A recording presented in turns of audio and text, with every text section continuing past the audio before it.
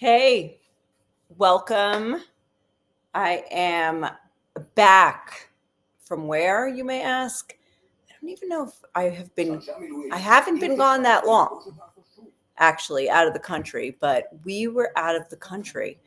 We actually decided that during Passover, we had to escape for a few days and had to go see something else and see the world and then come back a little bit refreshed. And refreshed we certainly were because we went to Georgia, the country, not the state in America. And it was like raining the whole time. All right, excuse me, because I think one kid has just gotten home.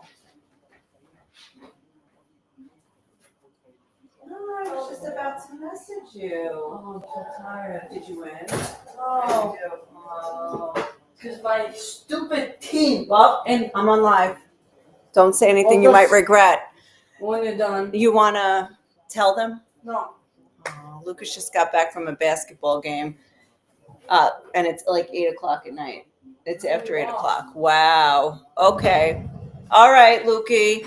All right. So anyway, we were, as a family, we were away, and even before that, I mean, just leading up to the holidays, and if you know anything about Israel, the holidays here are all consuming, like Passover, like if you're not going to observe Passover, like in terms of like you don't care if you have bread in the house or whatever, you will have no access to bread or pasta or rice or anything, oatmeal for like now almost a week leading up to Passover, and then all of Passover, and then like now they're just trying to get back in gear. Like I went to buy tonic water, and there's a specific tonic. It's not kosher for Passover, and they don't have it yet. So anyway, I'm like, what? So anyway, we went away. We got out of the country with like this great trip to Georgia, to the city of Batumi, which is on the Black Sea, and it's actually like a bizarre little city. I don't know how to describe it, but it rained a lot. But anyway, let's get to some things. So when I got back, I was like, oh, I got to go back live. We got to do stuff. I don't know why I didn't do it from there. I didn't even think about it, honestly, to do any lives from there. But I will do a video from there, like about like just tips on what to do if you visit and where to eat, what kind of food to order, etc. But the first two lives I did back here, I thought I was so smart, right? I'm going to the old city. And I mean, what better place to be during Easter weekend or during like the whole week leading up to Easter, Holy Week. And it's also Passover, but like in the old city of Jerusalem, like this is it. This is the place, this is where it all happens. But it is also the place of zero connection, cell phone service, internet, thick stones that block any sort of telecommunications that might be possible. Like I thought, oh, how cool. Let me bring you into the 12th century St. James Church in the Armenian Quarter. And everything was a blur. And I was just like, I mean, it kind of looked okay, like from my phone while I was filming. But later I looked, and even my mother-in-law, Caroline, who might be watching this now, put the video on YouTube. And after a while, she looked at me and she goes, what is this? What is this? Why did you do such a lousy job? It was really funny. So I was like, yeah, thanks. So anyway, so that was too bad, because then the second one I did, I really took a risk because I walked like from the Armenian Quarter to the Jewish Quarter, through part of the Jewish Quarter during Shabbat, a little risky, and then like into the Christian Quarter and the Assyrian Church, and we met some friends, and then we went to the Church of Holy Sepulchre, where like thousands of people were gathered on Good Friday. For the funeral. They have a funeral procession with a coffin and crosses and priests and like so many people there, mostly locals. And that just would have been so great for you to see. So I do have a video that I want to put out, but I have to say, like, I want to put out this video of like all the amazing things that we saw during Easter, but I'm having trouble thinking of how, like, just putting that out. I feel like I'm doing a disservice to what actually happened, because in the midst of the Easter celebrations and masses and processions, there was a lot of violence as well. There are always, like, it's always very tense times, and there's always like police that are putting up barricades and like limiting the number of people like going into the church and stuff. Okay, like, understood. It's that, it's there's only one way in and out of the Holy Sepulchre, but it's not so much the limitations, though the attitude behind it, and the tensions get higher every year. I've been here 20 plus years now, and I have been in the Holy Sepulchre and more easily. And now you don't even think about getting into the Holy Sepulchre. Like, it is so hard to even get, for instance, from my mother-in-law's house to the Armenian Quarter, or to the convent, which is both in the Armenian Quarter. You can't even get past the barricade unless you have connections like we do, and you get through a back gate into the convent, into the premises of the convent. But it's so the tensions are already high, and the Christians are already upset because most of them aren't getting all the way into the church. And also they feel like, oh, well, why should you be telling us what to do? It's our holiday, let us go worship. And then the police are like ready for this attitude, but so they have to be firm and be like, no. But they're not just firm, they're like rude, and rude leads to clashes, and clashes there were on Saturday, which is the Holy Fire ceremony, which is the celebration of Easter here in Jerusalem. Even though Western Christians, the Catholics, the Protestants, they still really celebrate Easter Sunday as the main holiday, most of the Christians, local Christians here, are Orthodox Christian, and they celebrate, come, on, I don't know what you're doing, Lucas. When someone. Yeah, I'm getting to it. You could come here and tell the story as well. Most are Orthodox Christians, and they have this ceremony called Saturday of Light, Sabt il Nur in Arabic, and it is like the big thing. Like, it is internationally recognized, and it's like the event that everybody's waiting for, especially like in the Eastern religions, the Eastern Christian religions. They're waiting for this moment, and tens of thousands of people, especially in a typical year. You'll have so many pilgrims here, and they're all trying to get into the Church of the Holy Sepulchre. But of course, there has to be a limit, right? There is an interest of crowd control, of course.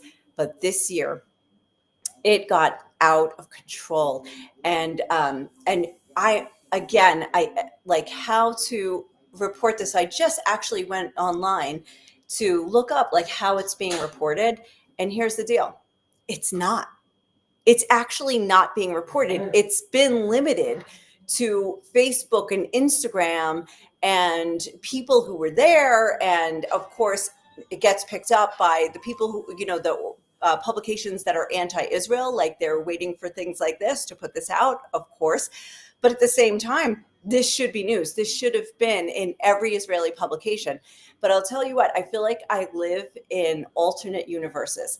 Like on one side, like I'm here, and you can see like right here, I've got like the Israeli news, and so I'm trying to find out like what's happening in Israel, and part of like my reporting lane is also what's happening not just in Israel, but in the Israeli media, because you may not have access to that if you're overseas. But this was like shock so much that, and I know some people are like, Nicole, how did you not know this, right? That when I got back from the Old City on Saturday, we got back just in time for all the news to come on, at the Israeli news, like 8 o'clock news, whatever.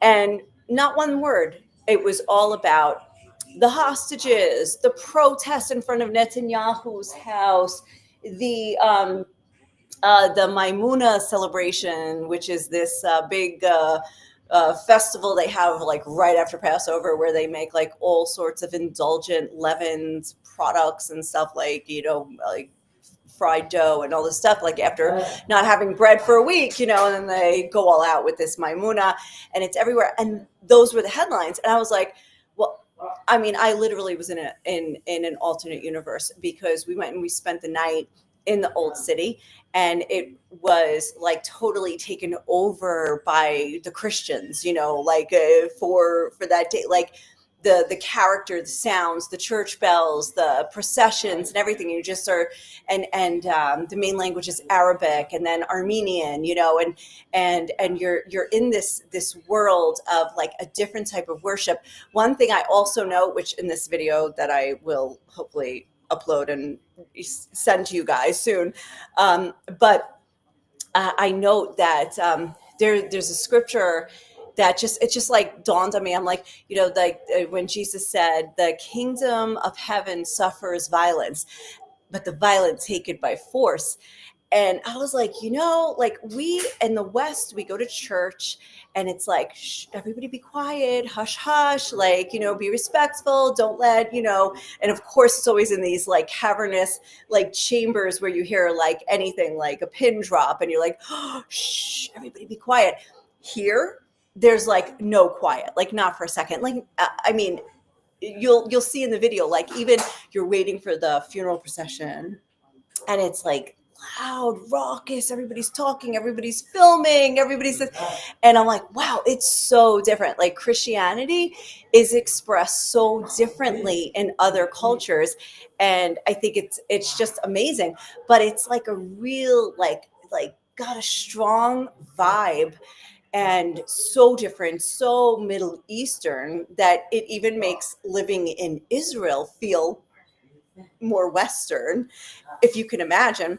So we get back like from the old city, from this 24 hours of intensity, like we're going to do Easter, we're absorbing the old city and all this stuff, whatever. And all of it, like including the violence, including like what's happening. And I'll tell you about how that all unfolded. Then we get back to where we live in Jerusalem, which is just like 2 miles maybe.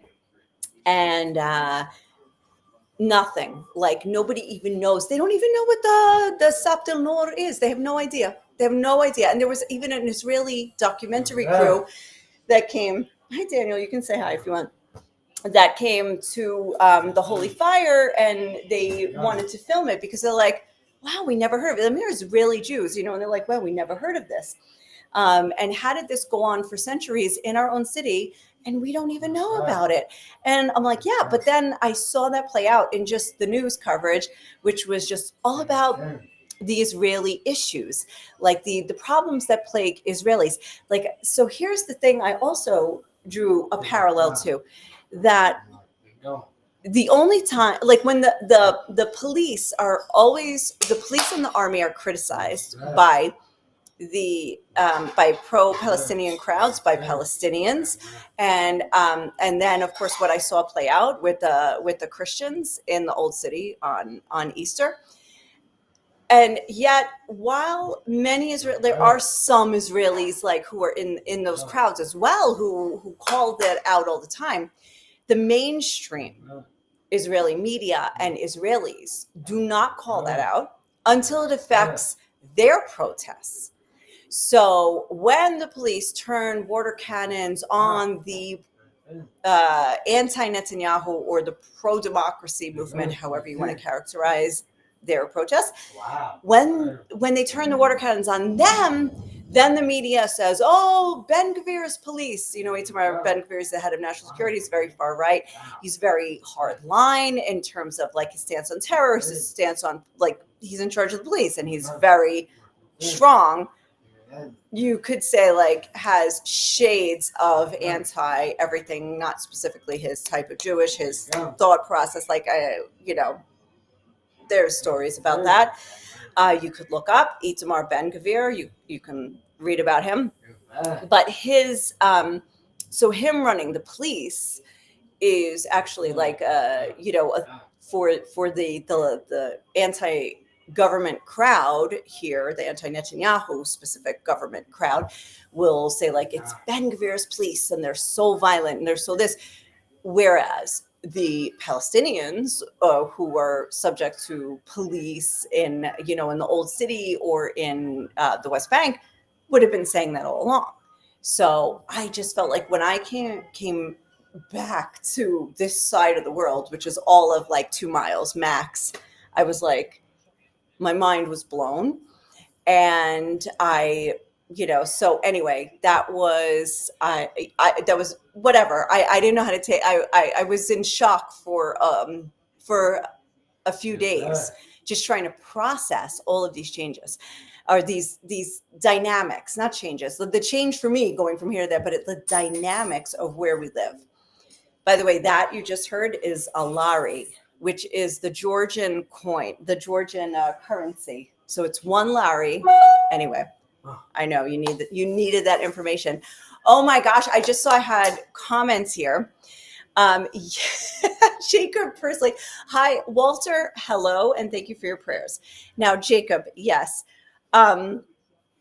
yeah. So the priest goes in. This is what Jacob writes, with a big lighter and comes out with a miracle. You have a hard time with this. Yeah. So I would say that the fact that this holy fire ceremony happens every year on Easter Saturday at exactly like 2:35 p.m. is so ironic and coincidental. So anyway, I'm not going to go there. I find the whole tradition surrounding it mind-blowing. So I've got to be there. You know what I mean? It's such a great experience to be there, to be near there. I have been in the Holy Sepulchre twice for Sapto Nor, and it's one of the most, I can chalk that up to one of the most extreme experiences of my life.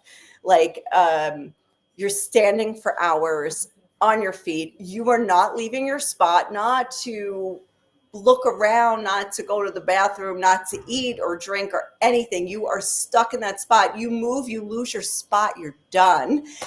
And so anyway, so all of these, I don't know, you're there, you wait for hours, you know when it's going to happen. It's the same thing every time. And then the whole church lights up, and then all you do is like, you hold your hair because you're like, oh my God, there's candles everywhere and they're all lit up. And I'm like, I don't want my hair to go on fire.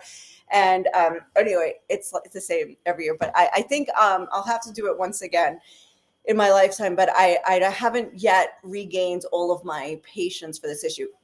In any case, maybe I should rethink that I want to do it again, because this year what happened was not the violence. Sometimes there's violence between the churches, between the Assyrians and the Armenians, or the Greek Orthodox, and all these denominations that are actually fighting for their jockeying for their space in the Holy Sepulchre. But this year it was the police. Lucas, did you want to share some of what you observed? No, it was an emphatic no. Hi, Walter. And yes, I'm also looking forward to meeting you in person when you get to Israel in a couple months. So we'll stay in touch and figure that out. But I'm going to tell you about what happened. And this is why I have not yet put out the video about like our Easter experience, because only after we started like leaving and, go packing to come back home, did we hear about everything that happened. And there have obviously, when a video comes out that just strings together all the parts they want to string together, and you don't know what happened before that or after that, it's very hard. You always have to know the context. However, when a policeman pulls a gun on Christians who are wearing scout uniforms, an unarmed, clearly unarmed person, just dressed to go to the church, no matter what he said or no matter what he did. But when the gun comes out like that in his face with a bunch of kids around and a bunch of other civilians, that is insane. Now, that needs to be called out. Now, again, even maybe the film was doctored. I don't know. I should go. I'll talk to people and find out if they know the person, because everybody knows everybody here. So I will find out if this was real, what happened, whatever. But I was also part of was very close to an incident that happened in the Armenian Quarter when a, uh, the procession of scouts, which is like, yeah, some are in their 20s, but many of the cubs, they're wearing uniforms, stuff like that. They're going to grow up to be scouts and play instruments, stuff like that. They're a couple years old. They're like 4, 5, 6, 7. They're in the lineup. They were ready to go process to meet the patriarch, come back to the church.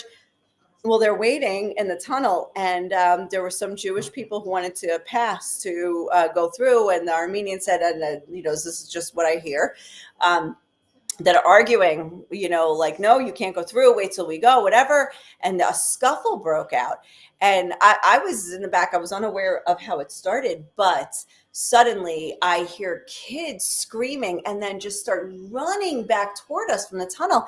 And a fight broke out. So I went running there to see what was happening with the camera, and I don't know what happened, except some guy said that they spit at us. He said split. I think he meant spit.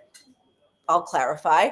And there was a fight, and I suddenly get there, and one of the Armenian men is like all bloodied on the side. And so it was not with the police, but the police also they were in the church. The police in the church were. There was a friend of ours who had said to one of them, "Hey, your foot is on this marble slab where Jesus was laid. Please move your foot. This is a holy stone. Like, you can't have your foot there." And apparently the cop said to him, "Who are you to tell me? Who are you?" And he's like, "I'm a Armenian Christian. I know this is a holy thing." And he said, "Oh, yeah." And they grabbed him, and there's video of him getting dragged out of the church. So there were a lot of such incidents. And of course, because of the convergence of all the holidays, which was not just Easter, but Passover. The whole Passover week overlapped with Easter week. Like, Passover started right before Palm Sunday and carried over, through it ended Saturday night. And so that's like the whole Christian holiday as well. So everybody trying to get into the Old City, for Palm Sunday, Holy Thursday, Good Friday, Saturday, of course, also Shabbat, in addition to being the last day of Passover. So it was packed. And there were a lot of reports of Jews who were spitting at the Christians or middle finger when they were going by in their processions. There are some Israelis who actually volunteer to escort the religious processions, the Christian religious processions, for a few reasons, as deterrence, as witnesses, and as getting proof, like on camera. So there was one such incident. I saw a video by Yiska Harani that she uploaded to her Facebook, where they caught somebody. I don't remember if it was spitting or something. I think it was spitting, but anyway, she ran to the police and she's like, "Look, did you see that? Did you see that?" And she said, "I don't know. They didn't do anything." And she said, "I don't know if it's because they needed to stick with the Christians or because and escort them, or because they don't care." But there are many Israeli Jews who are active in trying to bring awareness and also bring protection, and have like the witnesses there, and they volunteer to do that. And anyway, it's so it's really interesting. So like I said, like always, you're going from one universe to another. It's like they know better than I do the attacks that are happening in the Christians. But then I got back to the Israeli news and they didn't even touch it. So I'm like, what is happening here? By the way, there's still a war going on. Did you know that? There's still, the Israeli military is in Gaza, and that's the only front. I venture to say it's the only front, because the Houthis have been very quiet over the last few days. I'm looking for my notes. Lebanon apparently is going to try to disarm any non-state actors, which that means Hezbollah. Let's see what happens with that. Yemen, which is where the Houthis have overthrown the government. They overthrew them many years ago, civil war, etc. And they're like the de facto, they're the government, but not the legally recognized government. Anyway, the U.S. has been going to town on the Houthis, uh, a lot of attacks there. And also there was talk, I'm sorry, I haven't checked lately, but a couple days ago, less than a week ago even, there was talk that of a brewing civil war in Yemen, which you wonder if that is other governments propping up the rebel groups, not the rebel groups, the regular groups to overthrow the rebels who are the Houthis, who are illegally occupying the government, according to most of the world that does not recognize the Houthis as the legitimate government of Yemen. And yet the Houthis have stockpiles of long range missiles that accurately get shot at Israel and set off sirens.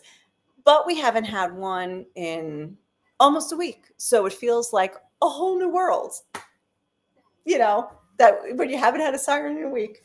We missed one when we were in Georgia. Anybody here ever been to Georgia? And I don't mean the state, because I haven't been to the state of Georgia in America, but I have now been to the country of Georgia. And it was great. It was exciting. It was interesting. What else? What else can I tell you? I told you there's still a war in Gaza. Oh my gosh. So the Pope died. And yesterday I was watching, say what you will about the Pope, like everybody's got their opinion, especially on this Pope. He seemed to be one of the most polarizing popes.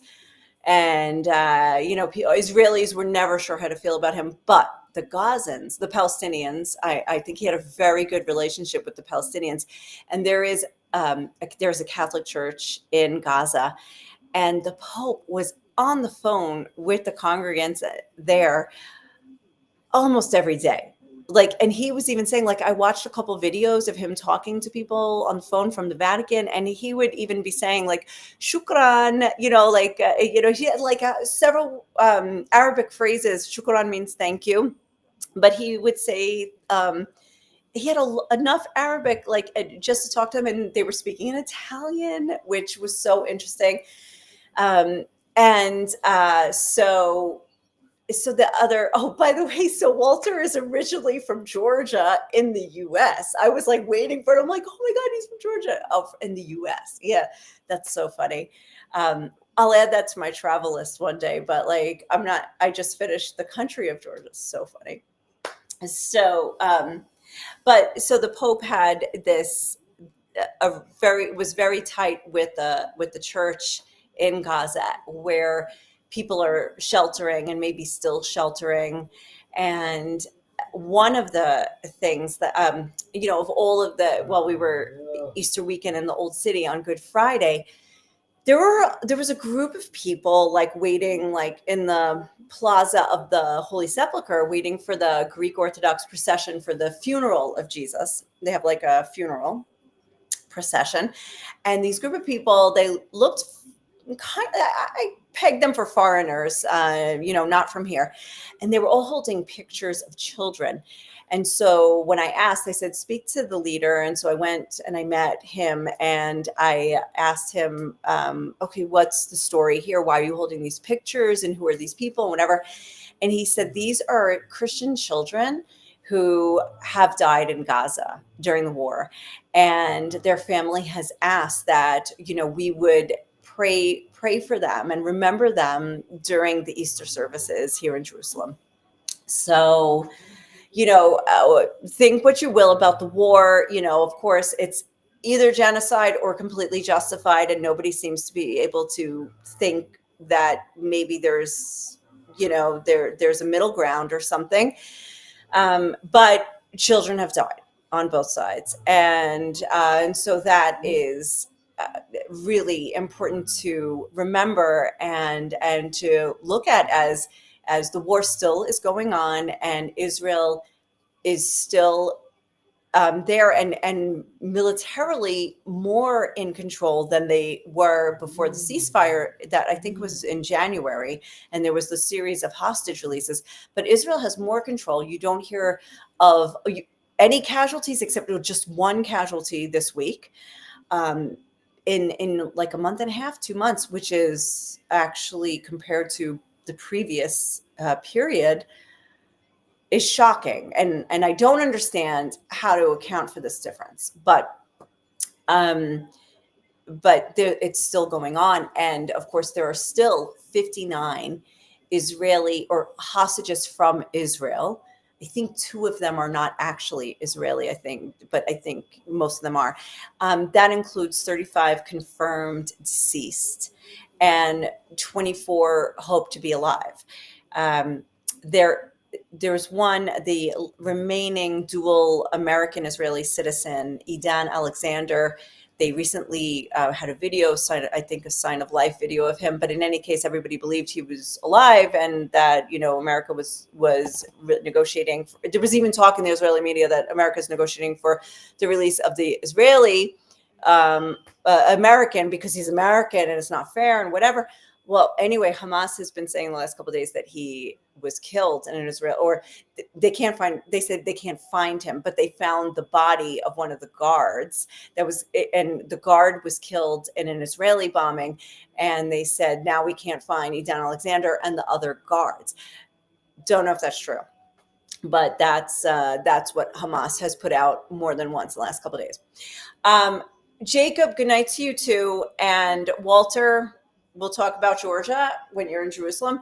I just want to say, because seeing Jacob also reminds me, the other thing I just want to touch on briefly is that tomorrow night and then on the 24th of April is the observance for the Armenian genocide. And I will be going to a church here in Jerusalem to be part of the memorial ceremony and to just remember the victims of that. 1.5 million Armenians killed in absolutely horrific ways back between 1914 to 17 or 18 at the Ottoman Turks, the Kurds, other groups that were, it was horrific. It was her. I just read a book, Jacob, that book that I bought at the Armenian Genocide Museum in Yerevan. I bought it when we were last there. Oh my gosh, that's almost a year ago now. Well, 9 months ago. It's called Ravished Armenia. And it was written by a survivor of, of course, it's like 100-year-old book. Anyway, that was hard to read, extremely hard to read. Now, I will be observing that, and even with more gusto, because it coincides with the Israeli date this year, because according to the Jewish calendar, it changes every year. The Jewish Holocaust, the Holocaust memorial in Israel is actually, so I think it's Thursday. It's either Wednesday night and Thursday. It's either the same as the Armenian one, or it's going from Thursday to Friday. I'm not sure because they start at night. So I don't know which day it is exactly, but it's so interesting that they coincide this year. And so I just want to make sure that if I'm going to live in a country that's observing the one, I'm going to make sure that we observe the other. Israel does not recognize the Armenian genocide. Israel, the Jewish nation that had the Holocaust that basically caused the founding of the state of Israel, still doesn't recognize the Armenian genocide, supposedly because of its diplomatic relations with both Turkey and now Azerbaijan. So look for tomorrow, look for a live from that. Again, it's in a church, so I don't know how the service is good. The connection will the connection be good? I don't know, but I will try to give you a taste of that. So anyway, on that note, I unfortunately have to end because I gotta go pick up Raya still, and I gotta find out how Lucas's game went. So So Carol, in terms of what's happening in Syria, we'll save it for tomorrow. But the funny thing is, I just saw Giuliani's face on the TV, and I don't know what they talked about. I got to save something for tomorrow. So anyway, so I'll just say bye for now, and thank you for tuning in, and we'll do this again hopefully tomorrow, if not another day, and we'll check back.